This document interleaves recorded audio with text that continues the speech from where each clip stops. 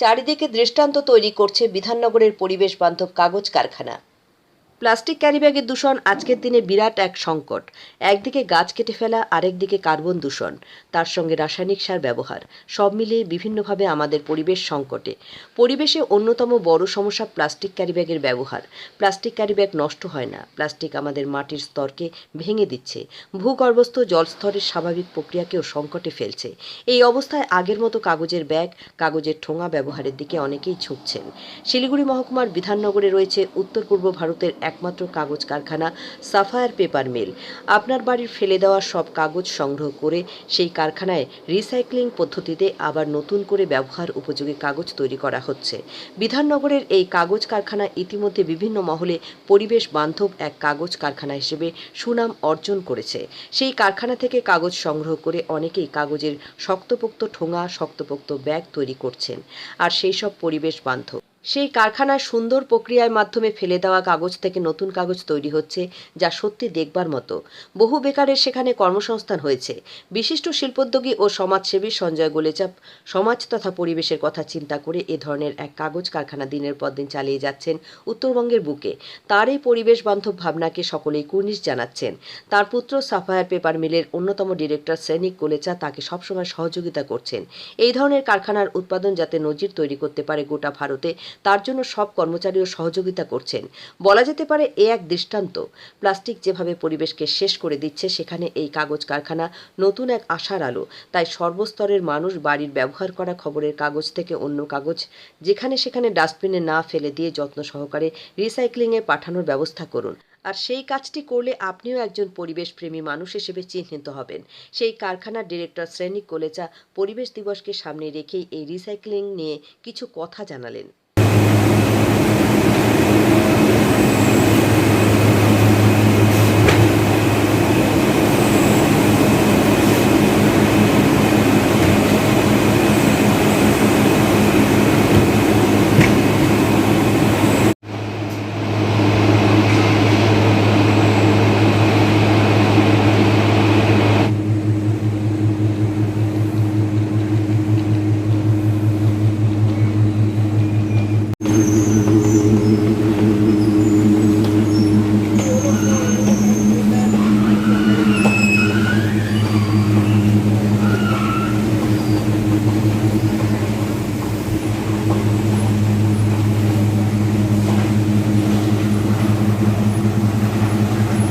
ও এখান থেকে সব নিয়ে যাচ্ছে।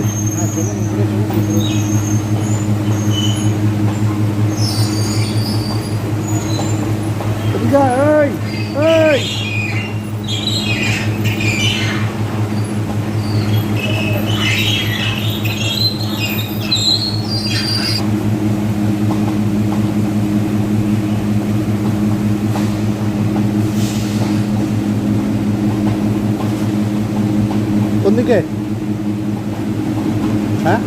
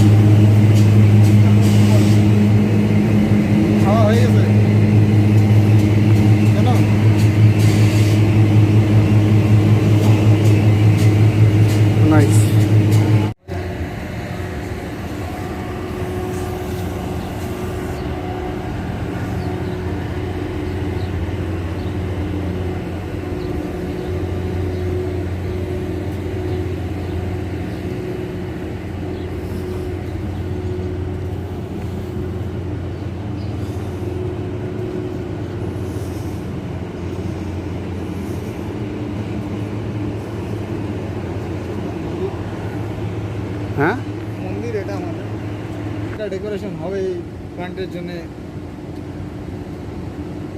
বাহ,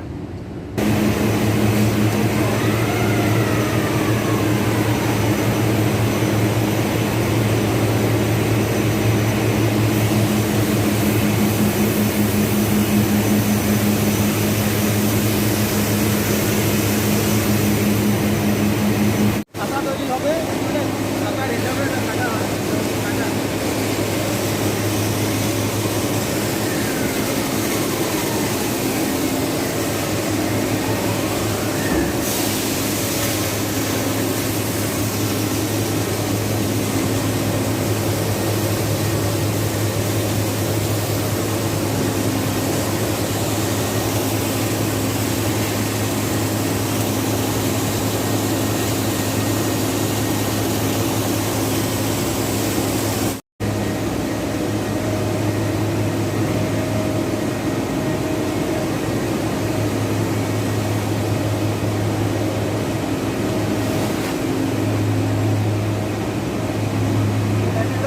লাইট টানা মেশিন হয় না, হ্যাঁ ওটা তৈরি হয়।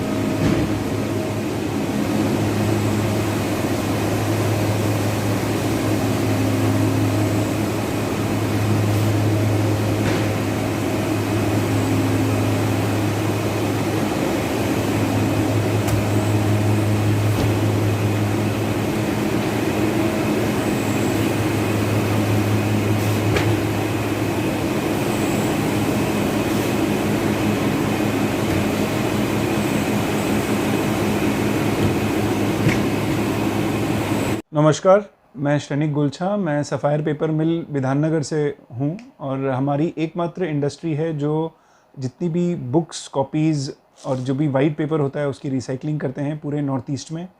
और परिवेश दिवस में खासकर हमारा लगाव है और सबको मैं इसी चीज़ का 5 जून 2023 को मैं आप सब लोग को बधाई दे रहा हूँ और ये एक अवेयरनेस सबको कराना चाह रहा हूँ कि जितनी भी आपके घरों से पैकेजिंग, चाहे वो टूथपेस्ट का डब्बा हो, चाहे वो दवाई का डब्बा हो, चाहे वो न्यूज़पेपर हो, बुक्स हो, कॉपियाँ हो, ये सारा चीज़ रिसाइकल होके अल्टीमेटली हमारे पास आता है। और एक बहुत बड़ा आपको शायद हैरानी होगी ये बात जान के कि कितना तो इसमें से जो वेस्ट हमारे घरों से और ऑफिसों से निकलता है वो डंप यार्ड में एंड अप करता है, just because we are not segregating the waste. Segregation of waste is an important message that I want to spread on this auspicious day and मैं ये चाहता हूँ कि अल्टीमेटली हमारी जो इंडस्ट्रियाँ हैं वेस्ट इंपोर्ट भी कर रही हैं बाहर देशों से, जबकि हमारे खुद का 60-70% वेस्ट जो है just because they are being mixed in our homes and our kitchens and our offices, they are not being recycled. तो हमारी ये जो इंडस्ट्री है एक हमारा छोटा सा प्रयास है इन्वायरमेंट को इको फ्रेंडली और चीज़ें बढ़ाने का। और हम बहुत प्राउडली कहते हैं कि हमारा ये जो अभियान है ये सिर्फ एक दिन 5 जून को नहीं चलता है, ये साल दर साल और डेली बेसिस पे चलता है, जो कि मेरे हिसाब से ये इन्वायरमेंट डे एक दिन का मनाने का नहीं है, बट ये सब लोग को अवेयरनेस हो जाना चाहिए कि हमारा डे टू डे बेसिस में ये अवेयरनेस होना चाहिए कि जो रिसाइकल्ड जो चीज़ें रिसाइकिल हो सकती हैं, भले ही वो पेपर क्यों ना हो, चाहे वो वुड हो, प्लास्टिक हो, पेपर हो, कोई भी चीज़ हो, वो अगर सेग्रीगेटेड रहे तो वो आप रिसाइकिल कर सकते हैं और तरीके से वो अपनी जगह पहुंच जाए तो उसकी वैल्यू रहेगी। तो ये मेरा आपको आज का संदेश है। इसके अलावा मैं ये एक और चीज़ बोलना चाह रहा हूँ कि हमारे जो पेपर होता है वो एक इको फ्रेंडली प्रोडक्ट है, क्योंकि ये रिसाइकल्ड पेपर से बना है और इसको आराम से आप यूज़ कर सकते हैं। इवन इफ अगर वो पेड़ से भी बना है तो उसके पेड़ों की खेती होती है। सिर्फ पेपर जो है वो इनफैक्ट एक प्लास्टिक का अल्टरनेटिव भी हो गया है। प्लास्टिक जो बहुत ज़्यादा घातक होता है एनवायरनमेंट के लिए, आज पेपर स्ट्रॉज आ गए हैं, पेपर बैग्स आ गए हैं, पेपर कप्स और पेपर प्लेट्स आ गए हैं। तो मेरा आपसे सबसे ये निवेदन है कि आप पेपर बेस्ड प्रोडक्ट्स को एकदम गिल्ट फ्री तरीके से यूज़ करें, क्योंकि ये सब रिसाइक्लेबल होता है। हमारी जैसी इंडस्ट्रियाँ जो विभिन्न एरियाज़ में हैं इंडिया के, वो अल्टीमेटली यहाँ तक अगर सेग्रीगेटेड फॉर्म में आ जाए हमारे पास तो आराम से वो रिसाइकल हो सकता है। प्लास्टिक रिसाइकिल हो जाता है, लेकिन क्या होता है कि क्योंकि हमारे यहाँ वो इंफ्रास्ट्रक्चर नहीं है इंडिया में, तो हम लोग अगर वो मिक्स हो जाता है कोई भी चीज़ के साथ तो वो इम्पॉसिबल हो जाता है। आप डंप यार्ड्स की स्थिति देखिए हमारे कोई भी हिंदुस्तान के किसी भी कोने में, तो मिक्स्ड वेस्ट की प्रॉब्लम की वजह से वो सेग्रीगेशन नहीं होता है, नहीं तो जो भी इंडस्ट्रियाँ हैं वो उसको ले लेंगी। तो प्लास्टिक तो अगर वो सेग्रीगेट नहीं हुआ तो वो तो घातक हो गया। पेपर अल्टीमेटली तो ऑर्गेनिक प्रोडक्ट है, तो वो तो आपका रिसाइकिल अगर नहीं भी हुआ तो भी वो इन्वायरमेंट को क्षति नहीं पहुंचा रहा है। हम तो सिर्फ रिसाइकिल करके बेस पेपर बना देते हैं, और हमारे जो कस्टमर होते हैं वो इसका चाहे तो बैग्स बना ले, चाहे तो कॉपी बना ले, चाहे तो स्ट्रॉज बना ले, तो वो वैल्यू एडिशन वाली चीज़ हो जाती है। तो वो अलग अलग कन्वर्टिंग यूनिट्स है जो ये काम कर लेती हैं।